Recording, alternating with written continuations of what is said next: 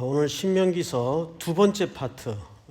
지난주에는 좀 그 1절에 보니까 고환이 상한 자, 또 뭐 이렇게 좀 표현이 좀 거북스러운 내용들이 담아졌는데, 오늘도 마찬가지예요. 오늘도 9절부터 좀 보십시다. 9절.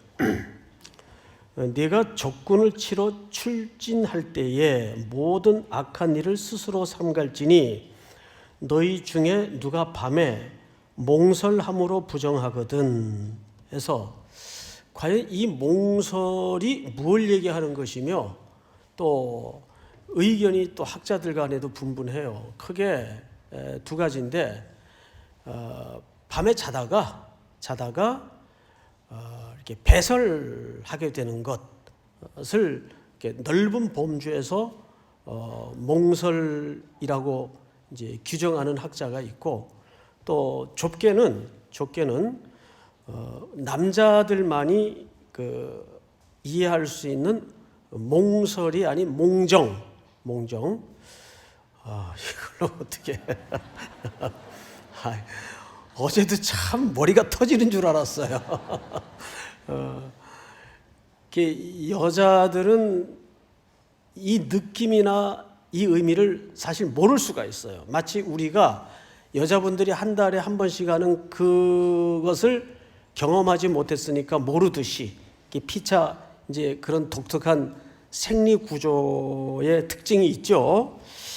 근데 몽정은 정확하게 여기서 표현하기를 아주 발육이 좋은 이제 10대나 청년들이 밤에 자다가 뭐 이상하게 야릇한 꿈을 꾸거나 했을 때 정액이 배출되는, 그러니까 그것은 사실은 무의식 중에, 그러니까 자기가 의도한 것도 아니에요. 뭐 꿈을 내가 마음대로 꿀 수는 없잖아요. 나 오늘 밤 베가밴드 꿈을 좀 꿔야 되겠다, 뭐 이렇게 해서 베가밴드를 꿀 수 있는 것도 아니고, 꿈은 내 의지와 상관없이 내 무의식 세계에서 일어나는 어떤 일들이란 말이에요. 그런데 밤에 이제 남자들이 자다가 그렇게 자기도 모르는 사이에 속내의가 젖거나 이렇게 몽정을 할 수가 있어요. 근데 오늘 보니까 여기에 좀 오해하기 쉬운 소지가 뭐냐면, 자, 10절을 보세요. 누가 너희 중에 밤에 몽설함으로 부정하거든. 그걸 여기서 어떻게 규정을 했죠? 부정한 것으로 규정을 했단 말이에요. 그러면 그거 나하고 아무 의지와 상관없이 되어질 일인데 그걸 왜 부정하다고 했을까? 그럼 그게 죄인가? 이렇게 오해할 수가 있어요. 여기서 부정하다 하면 윤리나 도덕적 잣대로 기준해서 죄다 아니다 그 의미가 아니에요. 이 부정하다는 말은 어떻게 이해를 해야 되냐면, 제의적 관점에서 위배가 된다 그 뜻이에요. 다시요. 무슨 관점에서? 그렇죠. 제의적 관점에서, 예를 들면 이런 경우, 스포츠 팀들 보면 그들 나름대로 규칙이 있어요. 예를 들어서 국가대표 소집 기간 동안에는 외박 외출 금지, 그리고 심할 때는 이성 친구도 만날 수 없고 아내가 있어도 잠자리 금지. 자, 그러면 부부끼리 잠자리하고 젊은 남녀가 만나는 것이 죄는 아니잖아요. 근데 그게 어떤 규정에 들어갈 때, 국가와 국가 간에 큰 시합을 앞두고, 예를 들어서 그 기간 안에는 이거를 하나의 그 스포츠 팀의 규칙으로 정했단 말이에요. 그 기간 안에 벌어진 일에 대해서는 그거를 어떻게 규정하냐 하면 위법으로 규정을 한다 그 뜻이에요. 그러니까 여기에서는 일상화된 것들을 죄로 부정하다고 말하는 의미가 절대 아니에요. 그것은 죄도 아니에요. 몽정을 한다는 것은 성경에서 그건 죄야 이렇게 말하는 게 아니라, 이것이 어느 백그라운드를 갖고 있는가를 잘 이해하셔야 돼요. 9절 다시 보세요. 9절 네가 적군을 치러 출진할 때에 모든 악한 일을 스스로 상갈지니. 자, 저를 보세요. 그러니까 지금 이 몽서를 부정한 것으로 규정할 때는 어느 때를 얘기하는 거예요? 지금 전쟁에 나가 있는 병사들을 기초로 하는 얘기란 말이에요. 그러면 왜 전쟁 때는 그런 거 하면 안 되나? 그것도 내 의지와 상관없이 벌어지는 일인데 안 돼요. 이것은 뭘 강조한 걸까요? 그건 내가 안 된다고 안 되고 된다고 또 되어지는 문제도 아니잖아요. 근데 이것은 전쟁에 이미 출전된 그 전쟁에 함께 참여한 공동체의 거룩성을 유지하기 위해서입니다. 뭘 유지하기 위해서요? 거룩성, 성별을 유지하기 위해서 그래요. 그러면 제가 요즘 계속 1부서부터 여러분들에게 강조하는 바가 뭐죠? 거룩은 무슨 개념이라고 그랬죠? 그건 상대 개념이라고 말씀을 드렸고 관계 개념이라고 말씀을 드렸어요. 레위기서에서도 하나님께서 내가 너희에게 거룩하니 너희도 거룩하라 그랬어요.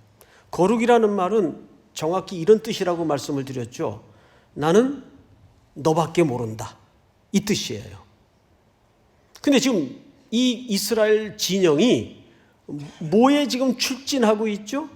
전쟁에 출전하고 있단 말이에요. 기억나십니까? 사울이 블레셋과 전쟁으로 진치고 있을 때 그들의 크기와 그들의 세력과 규모에 압도당해서 온 이스라엘이 사시나무 떨듯 벌벌 떨고 있을 때 아버지 심부름으로 형들에게 음식을 주러 심부름 갔던 다윗이 눈에 들어왔어요. 다윗에게 갑옷을 입히고 어른들이 차고 있는 중무장을 시켜서 전쟁을 내보내려고 했지만 다윗에겐 이것이 거치장스러운 방해 물뿐이었어요. 그래서 다윗이 일가를 블레셋 병사에게 던집니다. 두 가지 얘기를 해요. 첫째, 전쟁은 누구에게 속한 것인지 여호와께 속한 것인지. 그러니까 전쟁은 누구에게 속한 거예요? 지금 하나님이 하시는 전쟁이란 말이에요. 두 번째, 무슨 백성이? 이 할례 없는 백성이. 할례는 뭡니까? 창세기 16장으로 거슬러 올라가면 할례라는 개념은 남자의 생식기 끝을 잘라냄으로써 육체적으로 너는 죽었다 그 뜻이에요. 그래서 이 할례를 기점으로 할례 전에 난 아들 이름이 누구예요? 아브라함의 실질적인 장자이어야만 했던 이스마엘. 장자가 안 되죠. 그러니까 이스마엘은 할례 전에 태어났어요. 자기 실력과 자기 의지와 계획을 따라 난 아들이 누구예요? 이스마엘이에요.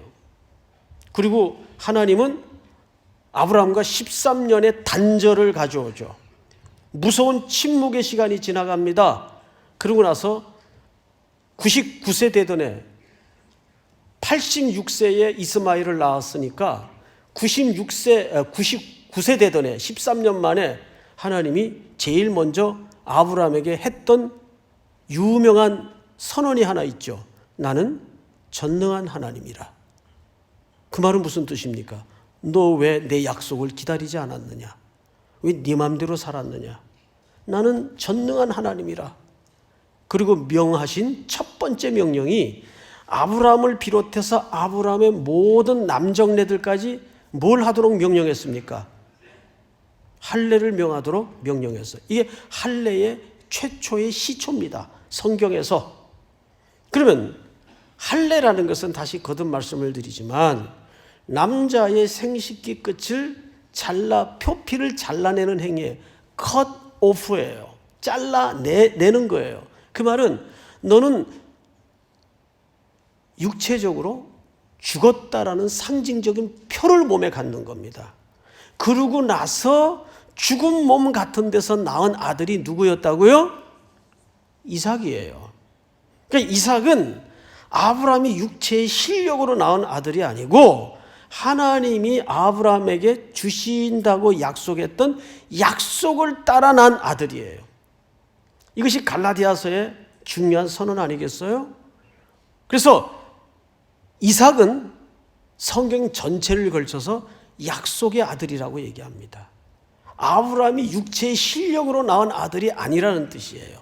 그러면 왜 전쟁 중에 이렇게 몽정을 부족한 것으로 얘기를 하냐 하면, 자, 여러분, 몽정이라는 것은 뭐냐 하면 남자의 씨, 제라라 그러죠. 제라. 씨가 배출이 되어서 허무하게 사라지는 행위예요.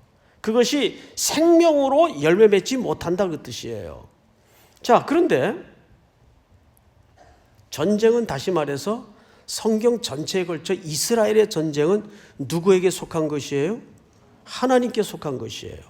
그럼 이 전쟁의 주도권은 누가 쥐고 있다는 얘기입니까? 하나님이 쥐고 있고 하나님이 하신다는 얘기예요. 누구를 위해서? 이스라엘을 위해서. 그러면 이스라엘은 하나님이 이스라엘을 위해서 지금 자기 전부를 걸고 이 전쟁을 하실 거예요. 전쟁마다. 근데 이스라엘이 형식적으로라도 딴짓을 하면 되겠어요? 안 되겠어요? 그건 피차가 거룩을 유지하지 못하는 관계가 되고 맙니다. 그래서 이것은 하나의 상징적인 일 때문에 이렇게 설명을 하는 겁니다. 거룩하라. 그런데 이 거룩이 다윗 때에 가서 언제 깨지죠? 여러분, 성경을 잠깐 건너가 보십시다. 사무엘하 11장을 보세요. 자, 찾읍시다, 직접. 사무엘하 11장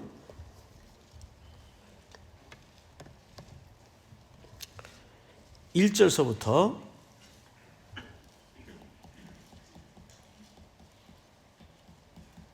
1절서부터 보십시다. 그 해가 돌아와 왕들이 출전할 때가 되매, 왕들이 출전이라는 표현으로 봐서 지금 뭐가 시작이 되었다는 얘기예요? 어떤 전쟁이 시작되었다는 얘기예요.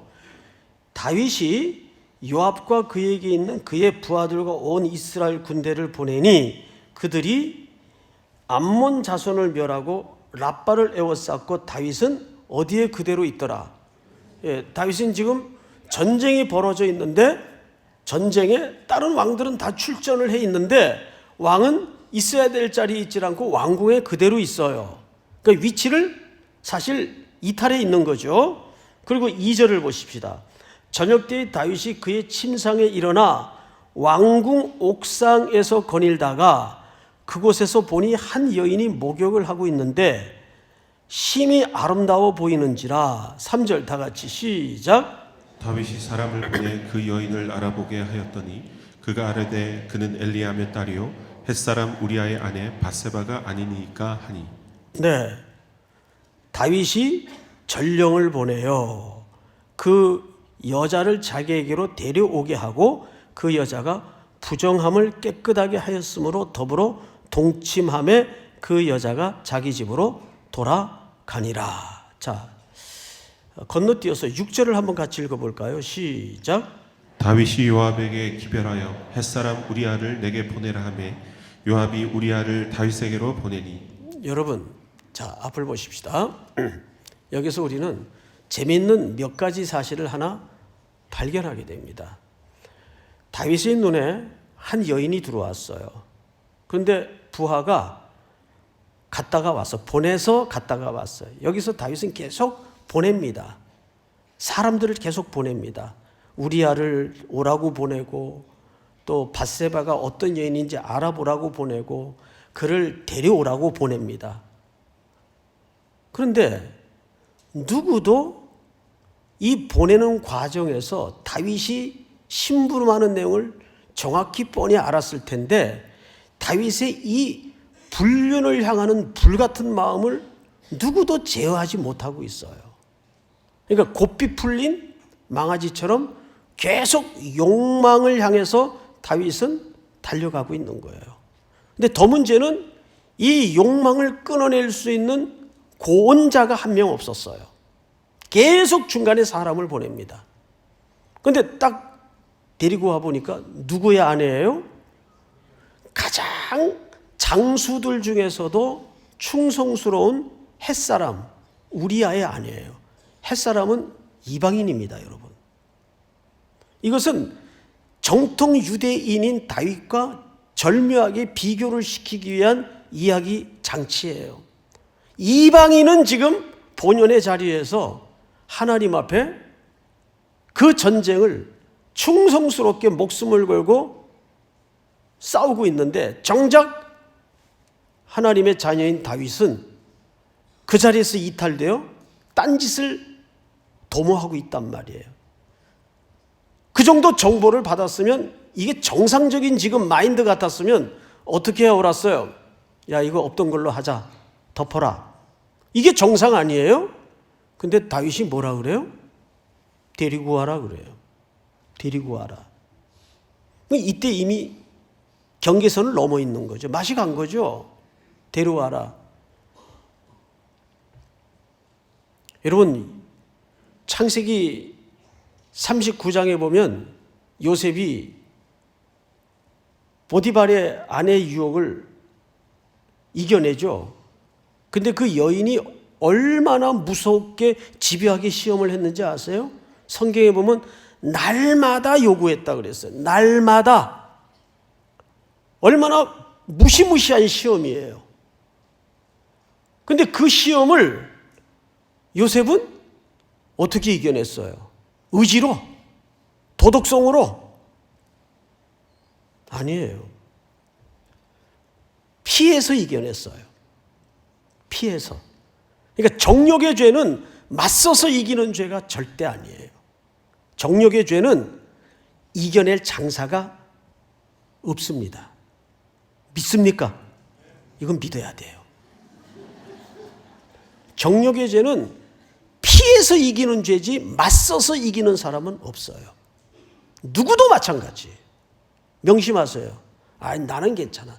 내가 지금 간사가 몇 년인데, 내가 그래도 목사인데, 웃기지 마세요. 그런 거 아니에요. 인간은 여지가 없어요. 그런데 피한다고만 될까? 그 피하고 싶은 의지가 어디서 나왔을까? 여러분, 요셉이 늘 어릴 적부터 입고 있었던 옷이 뭐죠? 채색 옷이에요. 그 채색 옷은 뭐 설날 까까옷 입히듯이 이쁜 아들에게 입히는 거예요? 아니에요. 채색 옷은 정확하게 어릴 적부터, 토라에는 두 가지 토라가 있는데 구전과 성문화된 토라가 있어요.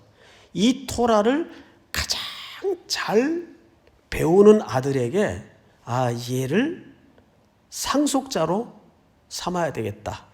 그래서 요셉에게 야곱이 유독 고임을 받고 채색 옷을 입게 된 겁니다. 그러니까 채색 옷은 이쁘다고 입히는 옷이 아니에요. 그러니까 요셉은 어릴 적부터 그 마음속에 뭐가 배겨져 있었습니까? 하나님의 말씀인 토라. 그 시편 119편은 뭐라고 얘기를 해요? 청년이 무엇으로 그 행실을 깨끗게 하리이까? 하나님의 말씀으로니이다. 그러니까 하나님의 살아있는 능력 있는 말씀이 그 심중에 들어있는 사람은 그 말씀이 위기 때 인생을 틀어요. 너 지금 피해야 된다. 그때 능력 있는 말씀이 작용을 하는 거예요. 요셉이 도망쳐버립니다. 피해서 하나님 앞에 득죄하지 않았어요. 피하시기 바랍니다. 맞서지 마세요. 이기지 못해요. 자, 그런데 다윗은 맞서기는커녕 피하기는커녕 그 여인을 데려왔는데 성경을 잘 보면 이렇게 되어 있어요. 4절 다 같이 한번 읽어볼까요? 시작. 보내어 그 여자를 자기에게로 데려오게 하고 그 여자가 그 부정함을 깨끗하게 하였으므로 더불어 동침하며 그 여자가 자기 집으로 돌아가니라. 네,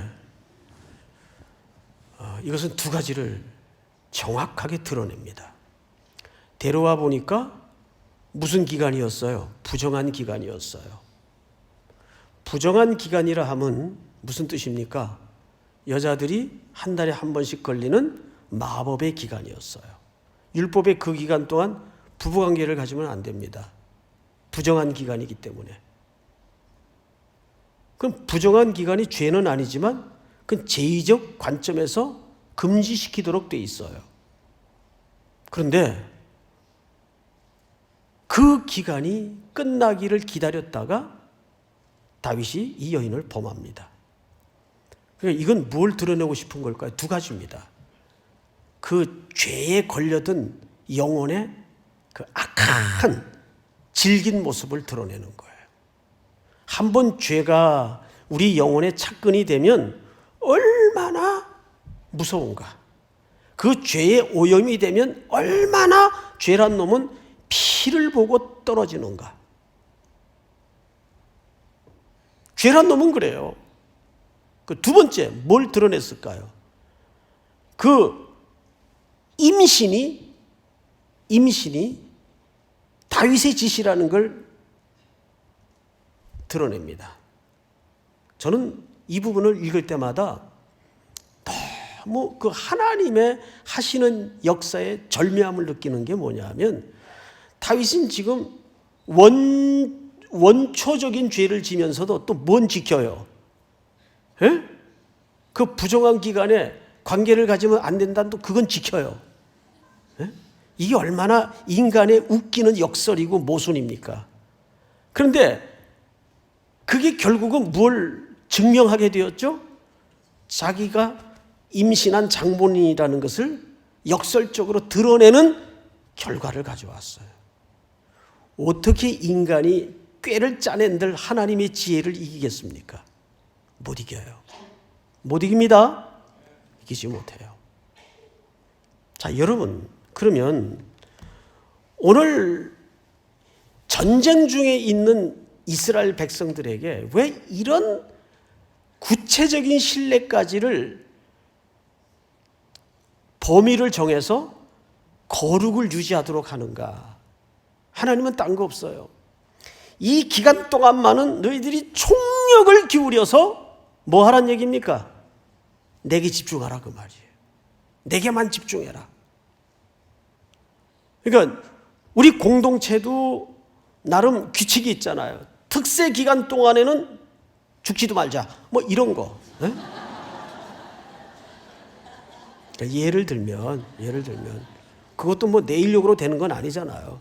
근데 우리 교육자들 사이에서도 규칙이 있어요. 선교 기간 동안은 이거 절대 안 된다. 또 특세 기간 동안에는 이거 절대 안 된다. 이런 게 있어요. 그거는 구체적으로 말씀드릴 수 없지만 그런 게 있어요. 그러니까 그런 게 전부 뭐예요?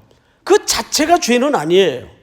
그런데 이러한 거룩을 강조하고 구별을 강조하는 중요한 이유는 뭐냐면 누구에게 집중하라는 뜻이죠? 하나님께 집중해야 된다는 강조를 이 속에 담고 있는 거예요. 어느 정도로 담느냐? 자, 보세요. 11절. 해질 때에 목욕하고 해진 후에 진에 들어올 것이요.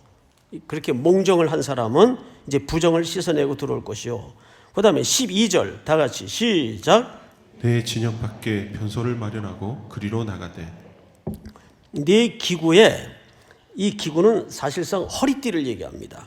그 병사들이 매는 그 허리띠를 얘기하는 건데, 작은 삽을 더하여 밖에 나가서 대변을 볼 때에 그곳으로 땅을 팔 것이요 몸을 돌려 그 배설물을 덮을지니. 자, 몸을 돌려 배설물을 덮으라는 말은 무슨 말이에요? 여기 두 가지를 얘기하는 거예요. 첫째는 용변이 급해서 일이 발생해야 될 때에는 밖에 나가서, 진영 밖에 나가서 볼일을 봐라.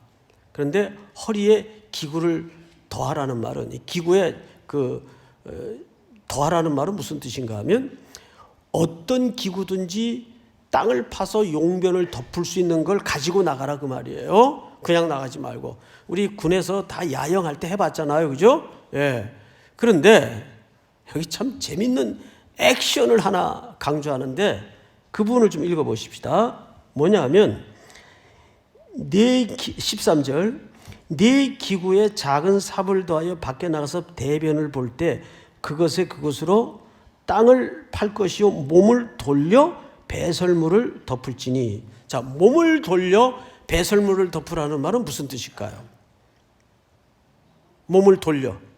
그러니까 이 말은 배설물을 보고 덮으란 얘기입니까? 보지 말고 덮으란 얘기입니까? 보지 말고 덮으란 얘기예요. 그럼 뭐 이렇게까지 미세하게 명령을 하셨을까? 그런데 이 명령 속에 담아진 하나님의 그 집요한 무서운 사랑이 보여요. 하나님은 자신을 향하여 거룩을 요구하실 때 그 상대인 우리 사랑하는 자기 백성들에게 그 마음과 머리에 더러운 잔상마저도 남는 걸 원치 않으세요. 무슨 말인지 알겠어요? 그런 배설물이라는 그 잔상마저도 눈으로 시각적으로 봐서 마음에나 머리에 남는 걸 원치 않는다 그 말이에요. 자, 여기에 굉장히 중요한 현대적인 메시지가 있습니다. 우리 이걸 어떻게 하면 좋을지 저도 모르겠어요. 그 모니터를 딱 켜고 이제 인터넷 사이트를 이렇게 딱 열다 보면은 아주 더러운 광고들이 화면에 가득 올라와요. 그 자동적으로 팝업 창이 뜨게 돼 있잖아요.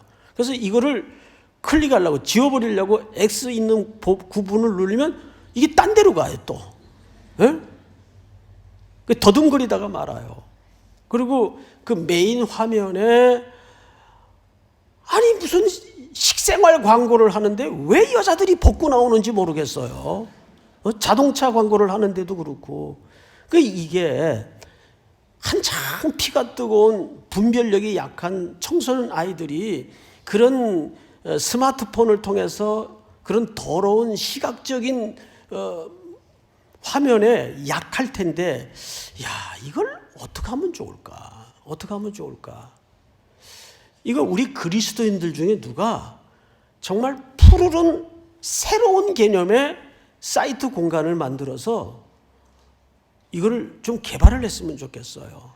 뭐 요즘 소위 그 메이저 그룹에 속하는 그 인터넷 사이트 그런 거 말고, 우리의 선한 이웃 뭐 그런 데 말고 정말 새로운 개념에, 그래서 아침에 눈을 뜨면 정말 생각이 푸르러지고 마음이 맑아지는 그런 이거 막 화가 나더라고요. 하나님은 이렇게 우리에게 깨끗한 마음과 맑은 정신을 원하시는데 요즘은 전부 다 너튜브를 보고 이게 완전 길거리 가보세요. 공중 그 장소를 한번 가보세요. 전부 대한민국 사람들은 좀비가 돼 있어요. 이러고 걸어요. 이러고. 그러니까 그러다가 또 사고가 얼마나 많이 납니까? 그래서 하나님은 우리 눈으로 더러운 걸 보는 것도 원치 않으세요.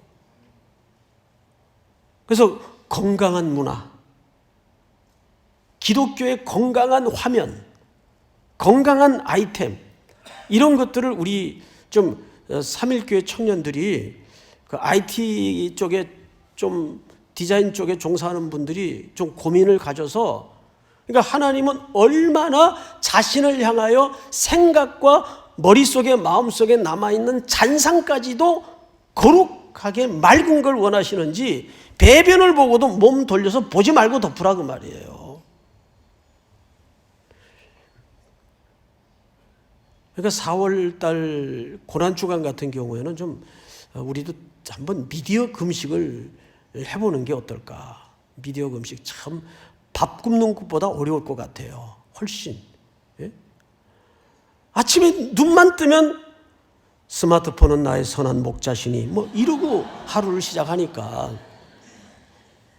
에어런 할 것 없이 이게 좀 심각합니다. 굉장히 심각해요. 그래서 아이들이 그걸로 철없이 막 엄마 아빠 이름 도용해가지고 주민등록 따서 수백만 원씩 게임하고 온라인으로 그런 엄청난 일들을 벌여놓습니다. 끔찍하죠. 자, 근데 14절을 보세요. 이는 네 하나님 여호와께서 너를 구원하시고 적군을 네게 넘기시려고 네 진영 중에 행하심이라. 그러므로 여기서부터 같이 읽습니다. 시작. 주를 거룩히 하라. 그리하면 내게서 불결한 것을 보시지 않으므로 너를 떠나지 아니하시리라. 네. 그러니까 하나님께서 이토록 집요하게 완벽하게 우리에게 우리의 남아있는 시각적인 잔상의 문제까지도 더러운 것을 보지 못하도록 이 기간만은, 전쟁 기간만은 철저히 구별해낼 것을 왜 원하시는지 여러분들이 이해하셔야 됩니다. 자, 이렇게 본다면 이것이 과연 우리 기독교인들 입장에서 어느 특정 기간만의 문제일까요? 인생 자체가 뭡니까? 우리가 하나님께로부터 구원받고 택함받는 순간 우리는 드디어 여호와의 전쟁에 속한 자가 되는 겁니다.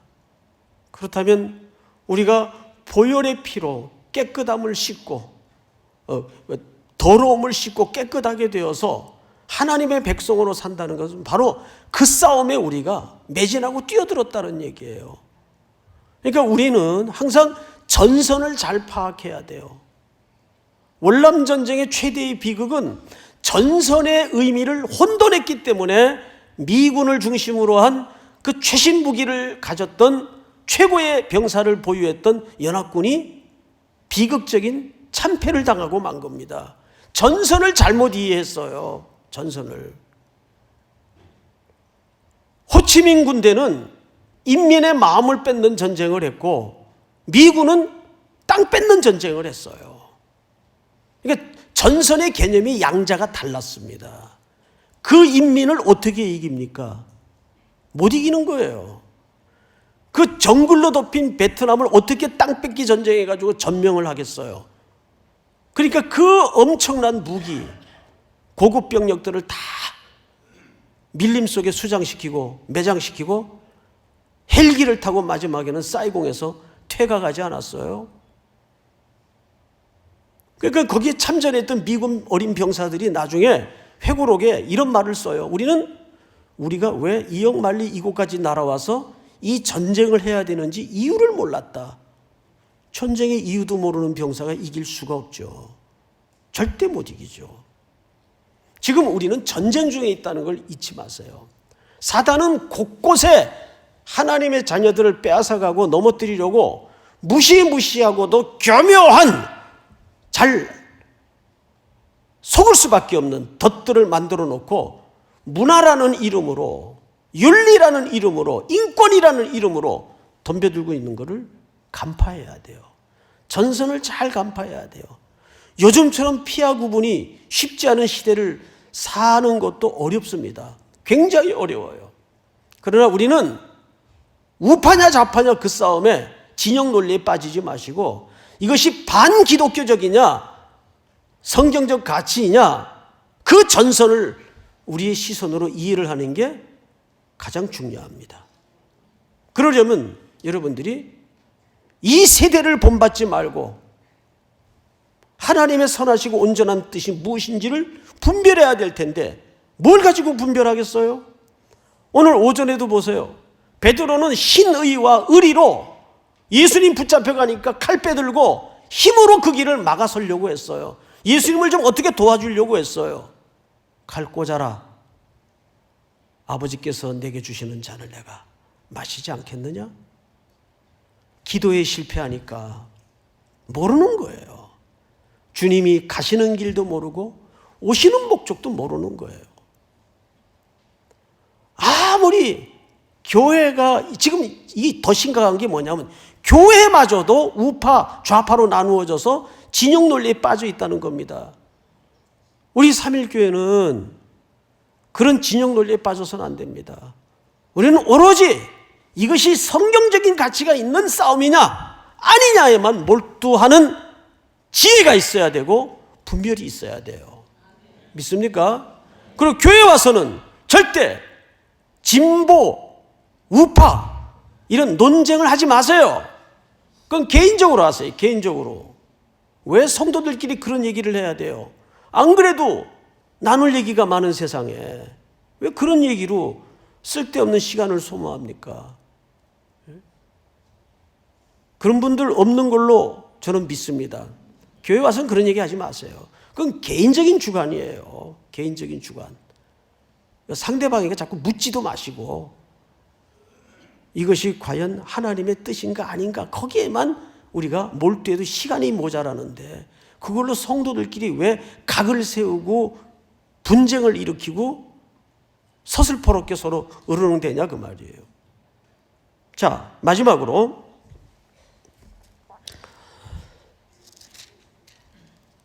기타 규정으로 넘어가서 전부 사실은 하나의 이야기인데 한 군데만 좀 같이 보도록 하겠습니다. 17절을 보세요. 17절, 18절을 두 구절을 우리 전체가 한번 같이 읽겠습니다. 시작. 이스라엘 여자 중에 창기가 있지 못할 것이요 이스라엘 남자 중에 남창이 있지 못할지니 창기가 번 돈과 개 같은 자의 소득은 어떤 소원하는 일로든지 내 하나님 여호와의 전에 가져오지 말라. 이들은 다 내 하나님 여호와께 가증한 것입니다. 자, 여러분 이 글이 현재 가나안 입성을 앞에 둔 이스라엘 공동체에게 하고 있다는 걸 항상 염두에 두세요. 그러면 이 규정은 어디에 들어가서 지켜야 될 규정일까요? 가나안 땅에 들어가서 지켜야 될 규정이에요. 근데 가나안 땅에 들어가면 신을 중심으로 남창 여창이 있어요. 그래서 그들에게는 다신, 아스타롯 같은 신들이 있단 말이죠. 그것은 풍요를 가져다 주는 신이에요.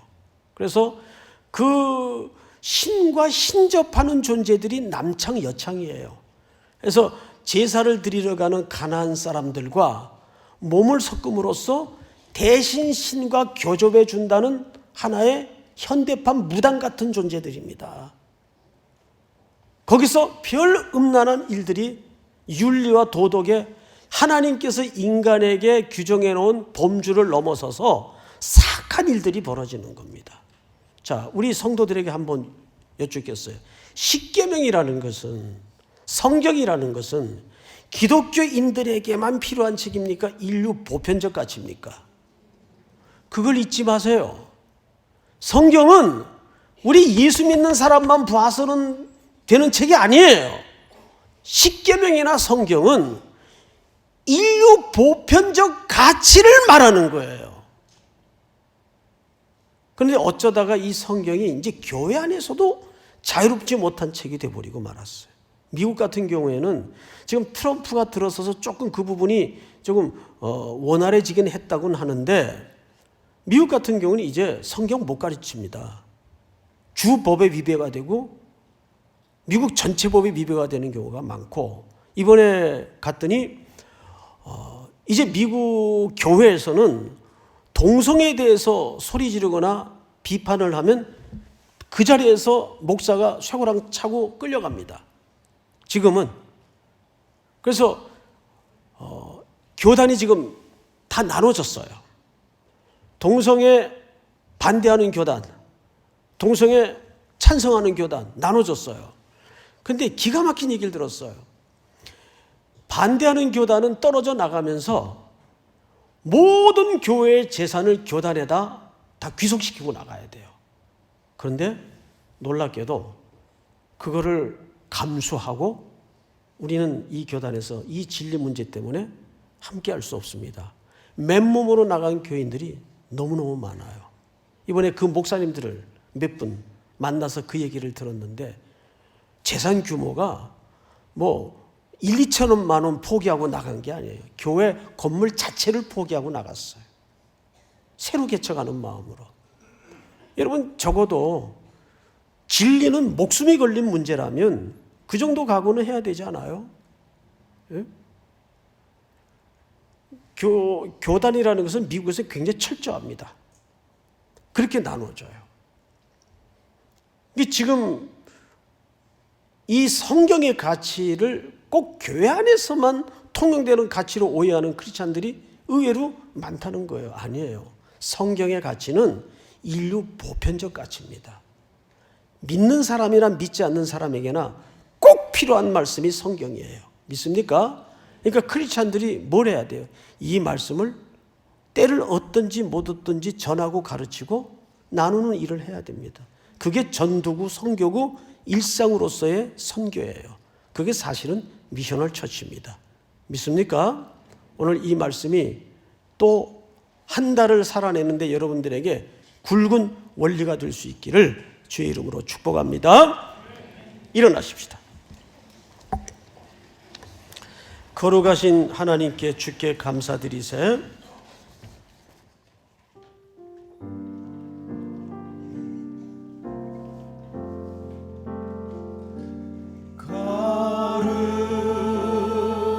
거룩하신 하나님 주께 감사드리세. 날 위해 이 땅에 오신 독생자 예수, 나의 마음과 뜻 다해 주를 사랑합니다. 날 위해 이 땅에 오신 독생자 예수, 내가 약할 때 강함주고 가난할 때 부욕케 하신 나의 하나님, 하신 나의 주 감사. 내가 약할 때 강함주고 가난할 때 우리를 부욕케 하신 나의 주 감사하신 거룩하신 하나님 주께 감사드리세. 날 위해 이 땅에 오신 독생자 예수, 나의 마음과 뜻 다해 주를 사랑합니다. 날 위해 이 땅에 오신 독생자 예수, 내가 약할 때 강함주고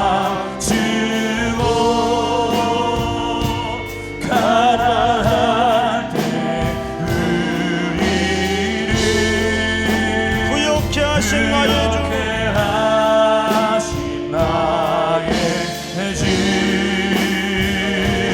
감사. 내가 약할 때 강함주고 가난할 때 우리를 부욕케 하신 나의 주 감사.